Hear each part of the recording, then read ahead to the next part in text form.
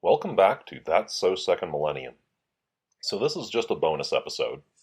Paul here, just talking about what's been going on for me this summer, because it's kind of complicated and relevant to the podcast. Still trying to nail down a few more interviews from speakers from the 2021 Society of Catholic Scientists Conference, as 2021 has turned out to be, while better than 2020, it's complicated for all of us. And of course, there's the fact that I just accepted a faculty position at Wyoming Catholic College and moved halfway across the country. So, of course, that's the whole point, is it's Wyoming Catholic College.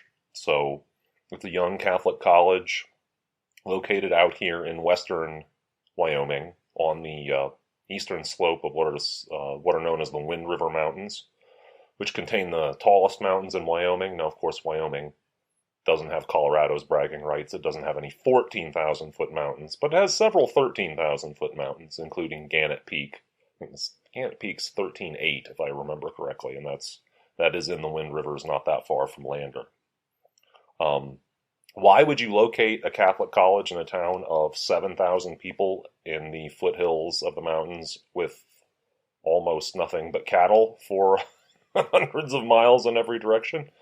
Well, they have a serious outdoor element. That's one of the motivating factors for the college. And of course, there was enough of a local community, and as these things do, I believe, started with, a large donor left a large grant of land in the area.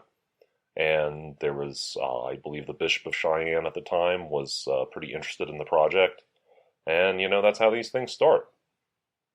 So there is a little college. And of course, for me, it's one of these bizarre. Bill likes to talk about something he calls God winks. This is a major one, if there are such things. So, I'm a geologist, as you know. I got my degree, my bachelor's degree, from Washington University in St. Louis back in 2001. Back in that era, we had very few undergraduates at Washington University in St. Louis in geology, or as they called it, Earth and Planetary Science. Very prestigious, actually, graduate program, but not much in the way of undergraduates. Some of my key upper-level classes, I had 2 classmates. Like igneous petrology, 2 classmates. That's insane. That's an extremely small department. So we did not have our own field camp. So it's customary, certainly was then, in the sort of standard 20th century geology curriculum, to have, either after junior or senior year, a field camp experience where you go out and do, by God, actual geology. And it was great. I mean, it was fantastic. So, WashU not being big enough to support its own field camp, I went to the University of Missouri's field camp, which is located in, drumroll please, Sinks Canyon, which is up the mountain from Lander, Wyoming.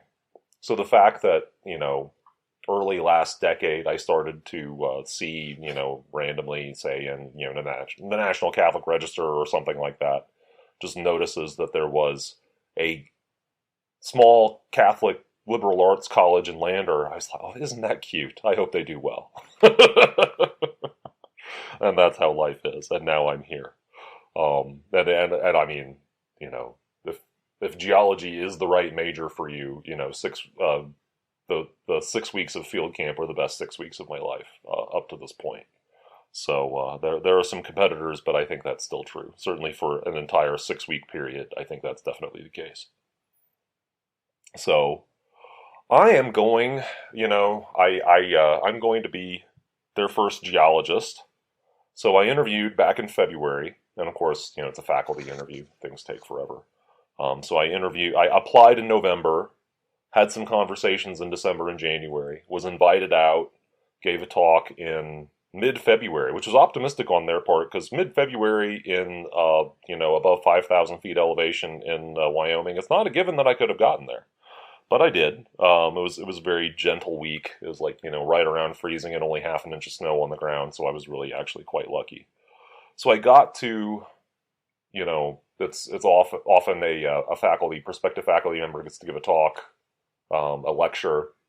I got to get a field exercise. So, and what I ended up doing was hauling everyone out to, the geological name for it is Derby Dome. Now, if you want to go find it, It's called Johnny Behind the Rocks, and the Bureau of Land Management has some mountain biking trails on it now. That was not the case in 2000. It was just a cattle pasture.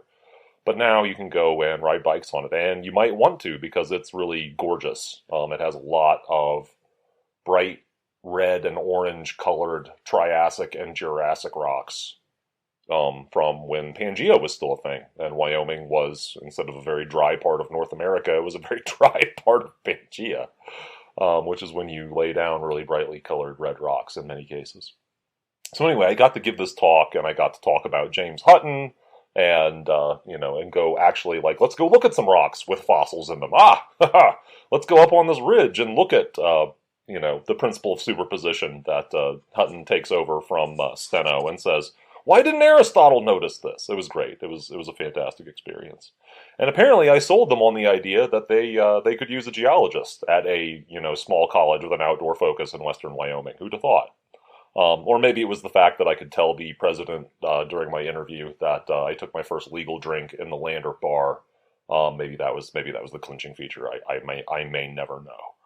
But yeah, so I'm here. I'm out here. I am really out here. It's kind of strange. I'm going to be teaching 2 classes, 4 sections, 3 sections of field science. So that's going to be a trip because field science is going to include, well, it is going to include geology. So that's a plus. That's good. I've got some background there. It's going to include astronomy, which I know a little bit about. I mean, I have taught planetary science, which is actually a very different kettle of fish. But I've always had an interest. In fact, it comes to mind as I'm saying this that there was that conversation I had at a retreat with the girl who became my one girlfriend in undergrad. Yeah, and it involved going out and standing by the fire and looking at the stars. I read books about astronomy as a kid. I got a long-term interest in it, and I can probably get to the point where I can lead freshmen through 3 weeks of astronomy and do all right. And there's going to be botany. Ugh, botany. Oh, that's interesting. I did take 3 years of the weeds project in 4-H, so I know a lot about weeds that occur in the much more humid environment, humid, almost subtropical southern Indiana.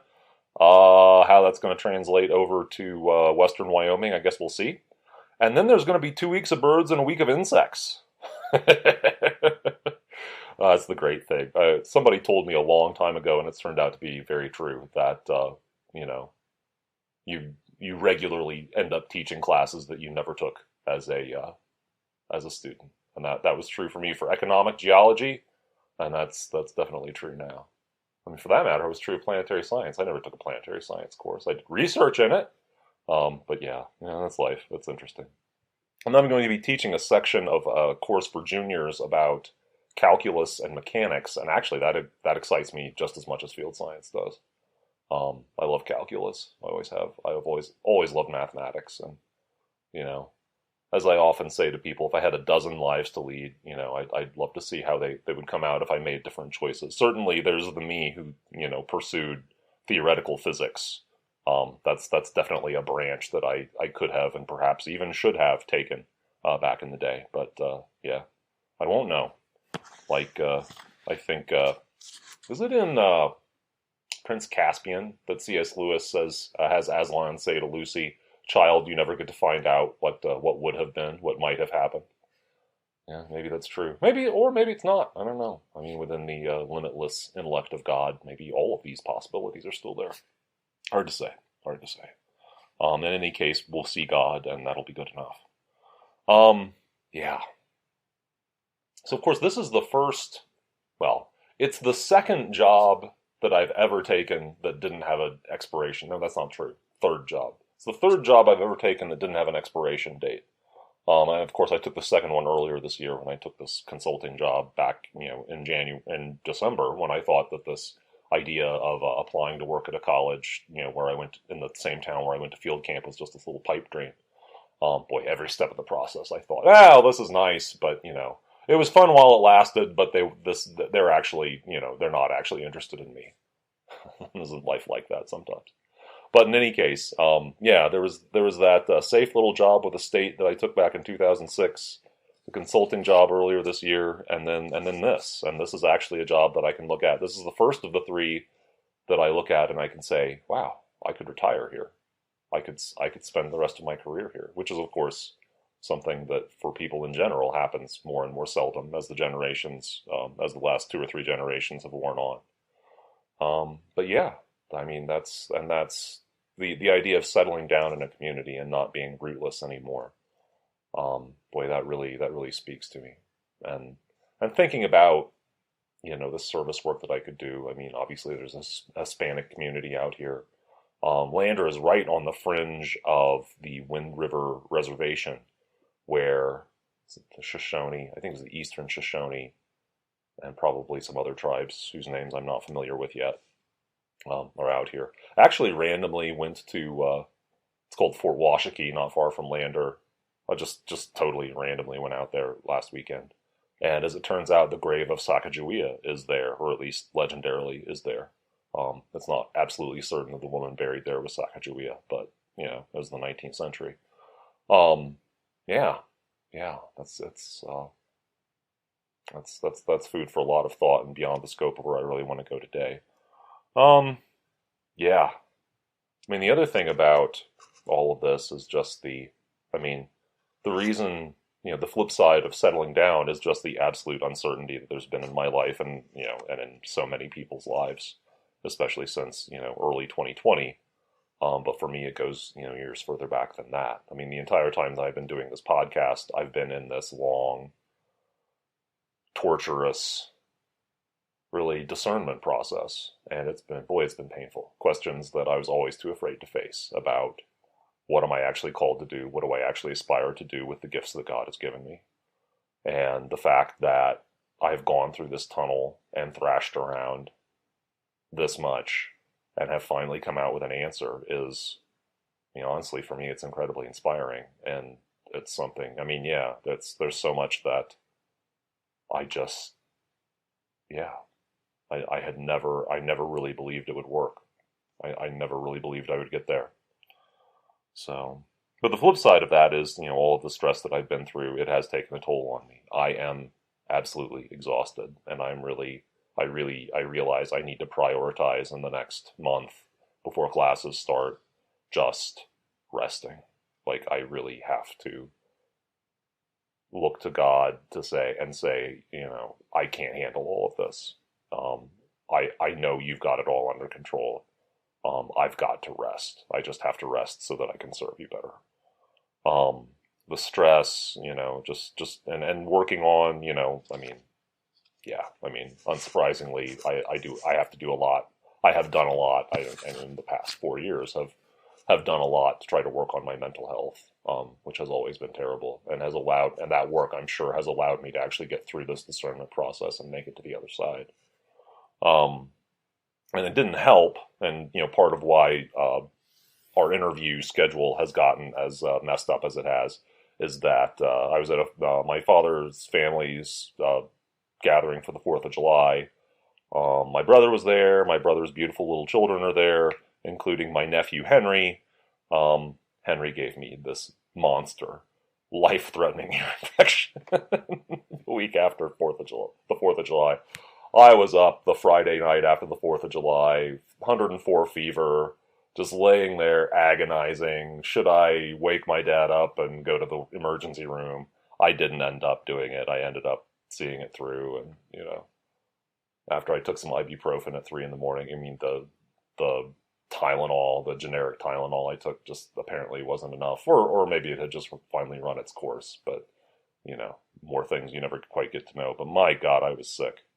And then to cap it all off, I moved from 1,000-foot elevation to, Lander is 5,300 feet. And because the housing market in Lander is insane, I'm actually stuck at a motel an hour out of town in a place called Jeffrey City, which is worth its own podcast episode, and maybe we'll get one at some point. But that's at 6,300 feet, right beside this. It's close to the Sweetwater River, which is where the Oregon Trail, California Trail, the Mormon Trail, the Pony Express all exploited the valley of the Sweetwater River, which leads right up to what's called South Pass, which is one of the easiest places to get across the Continental Divide here in western Wyoming. So that's a thing. But yeah, so the change in altitude, I'm sure, is not helping the fact that I am just exhausted, just absolutely exhausted. So yeah, well, we'll see. So that's where life is at, and that's where I'm at, and hopefully able from this ledge that God has helped me climb up onto, hopefully be able to do more. Where we can take this podcast, where we can take, I mean, obviously I'm passionate about the idea of communication about science and rebuilding a bridge, because there shouldn't be a gap at all between people of faith and people who believe in science. That's another episode in itself. So that's where I'm at, and that's where we hope to go in the future. Once I calm down and get established, there's a lot of thinking to be done about what we can do with the podcast and other forms of outreach. So we're looking forward to it, and appreciate all of you who listen. And hopefully, if you enjoy what you've listened to, you can tell more people about it. If you haven't enjoyed it all, well, you can get on the website and drop us a line and tell us what you'd rather hear. We'd love to hear from you. So with that, this is Paul signing off. Thanks. Listen, we'll talk to you next time.